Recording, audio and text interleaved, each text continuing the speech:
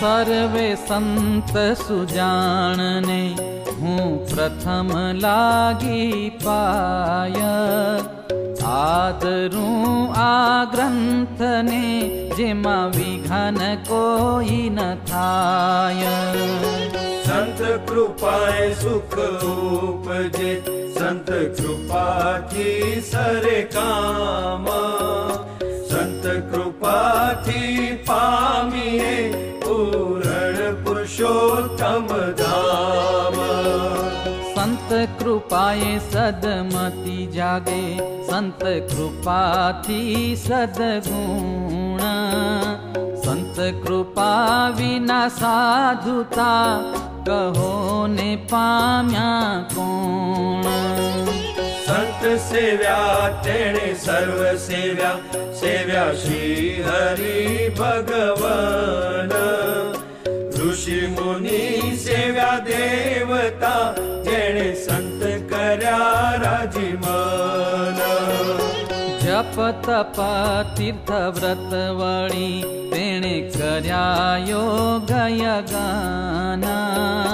सर्वे कारज सारियूं, जेणे संत कर्या प्रसन्न। केवा संत शिरोमणि, घणी घणी शू कहूं वात। जेवू नथी त्रिलोकमा, संत समतुल्य साक्षात। कामदुधा कल्पतरु, पारस चिंतामणि चार। संत समान एके नहीं, मैं मन मा कर्यो विचार। अल्प सुख ए मारयूं, मणि टळी जाय छे। संत सेवे सुख उपजे, रहे अखंड अटल देह।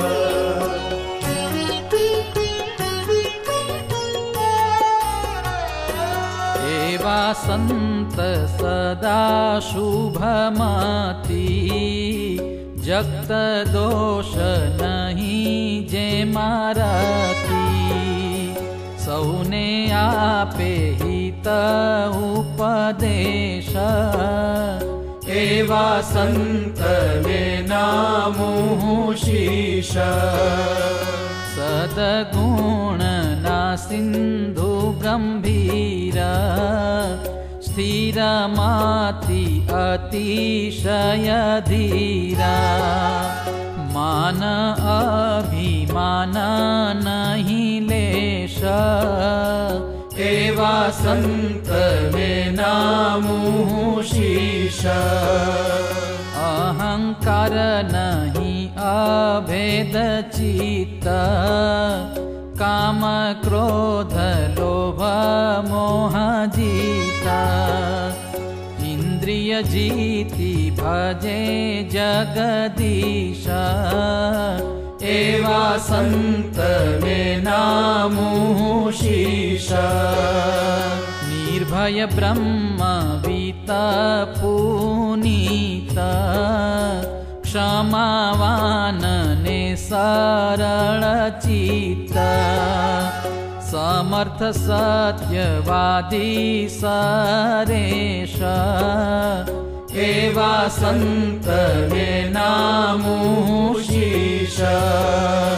तेजे तपे यशे संत पूरा, ज्ञानवान शुद्ध बोधे शूरा।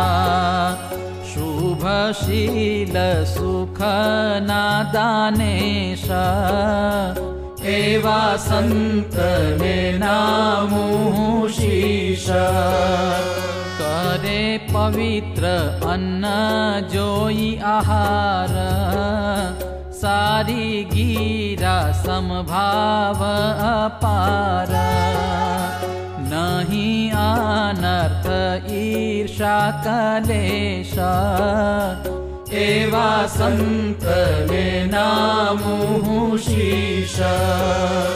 भक्ति विनय दृढ़ विचार, आपे बीजाने मान अपार अति पवित्र रहे अहोनीश एवा संत में नामु शीश शमदमादि साधने संपन्न बोले मळीने मनरंजन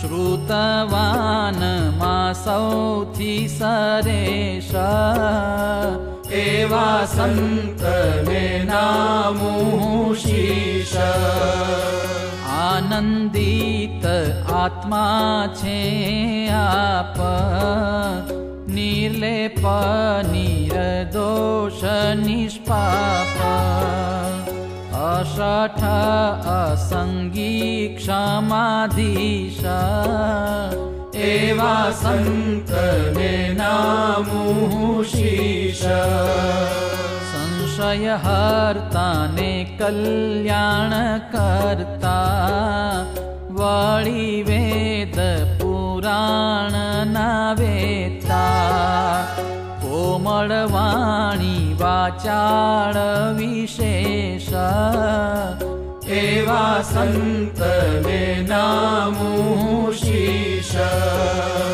सारी सुंदर कथा कहे छे अलुब्धादि आत्मा रहे छे वळी पर दुख हरे हमेशा एवा संत में नामु शीश काम द्रव्य ने मान छे जेह तेह सारू नथी धार्यो देह ज्ञान वैराग्य उरे अशेष एवा संत में नामु शीश सदा स्मरण भजन करे वळी ध्यान महाराजनु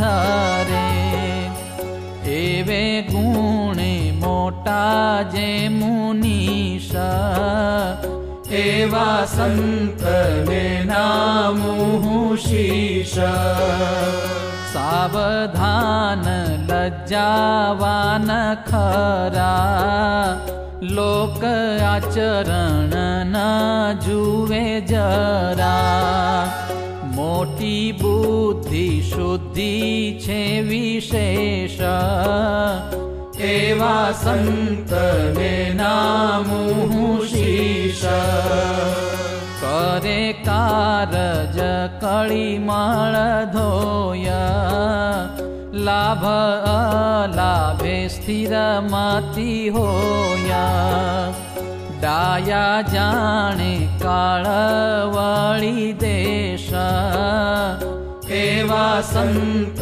में नामु शीश सुणी पार का दोष ने दाते ते जीवना रूढा थवा माटे पूरे अधर्मनो नहीं प्रवेश एवा संत में नामु शीश अचपलता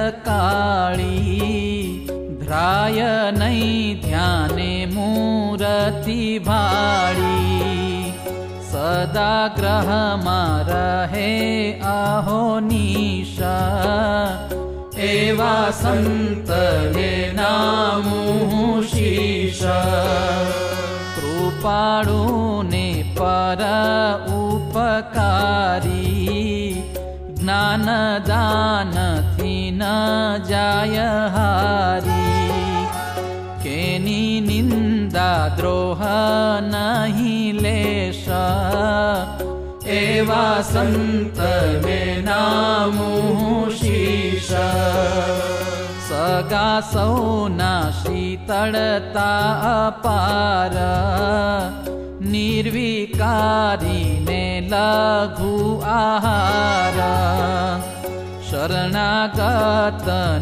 दाता हमेशा एवा संतने नामुः शीश दगो नहि संग्रह रहिता विवेकी विचार धर्मवंता सदा पवित्र ने शुभवेश एवा संतने नामुः शीश राख्यूं ब्रह्मचर्य अष्ट अंग अतीत ज्योत्रियानो प्रसंग पंच विषय शूं राख्यो छे द्वेष एवा संतने नामुः शीश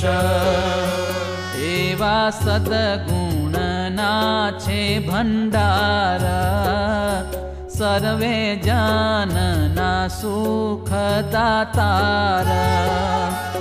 अज्ञान तमना छे दिनेश एवा संतने नामुः शीश एवा सद्गुणे संपन्न संत करो कृपा मुपर्य अत्यंत गावूं महाराजना गुणवळी करजो सहाय तमे सौ मळी वळी वंदु हरिजन सहुने आपजो एवी आशीष मुने हेतवाधे हरि यश कहता एवी सौरे जो आशीष